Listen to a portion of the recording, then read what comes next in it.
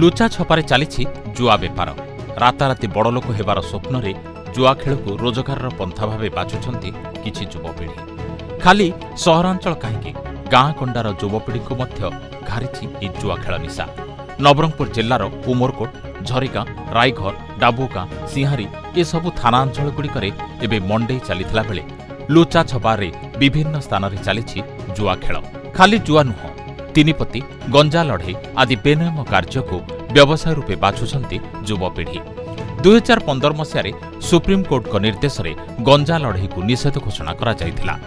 ନିର୍ବାଚନକୁ ଦୃଷ୍ଟିରେ ରଖି ଉମରକୋଟ ଏସ୍ଡିପିଓ ମଧୁସିକ୍ତା ମିଶ୍ର ଓ ଆଇଆଇସିଙ୍କ ନେତୃତ୍ୱରେ ବିଭିନ୍ନ ସ୍ଥାନରେ ଚଢ଼ାଉ ଜାରି ରହିଥିବା ବେଳେ ବହୁ ପରିମାଣର ଜୁଆ ସାମଗ୍ରୀ ସାଙ୍ଗକୁ ଟଙ୍କା ଜବତ କରାଯାଇଥିବା ଦେଖିବାକୁ ମିଳିଛି।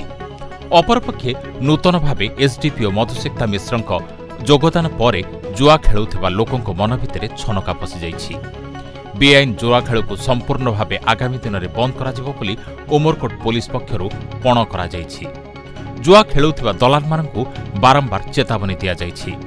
ସମ୍ପୂର୍ଣ୍ଣ ଭାବେ ବନ୍ଦ କରା ନ ଗଲେ ଆଇନ ଅନୁଯାୟୀ ଦଣ୍ଡିତ କରାଯିବ ବୋଲି ଏସ୍ଡିପିଓ ଚେତାବନୀ ଦେଇଛନ୍ତି। ନବରଙ୍ଗପୁରରୁ ମିହିର ଶଙ୍କର ପାତ୍ରଙ୍କ ରିପୋର୍ଟ, ସ୍ୱସ୍ତିକ ନ୍ୟୁଜ୍।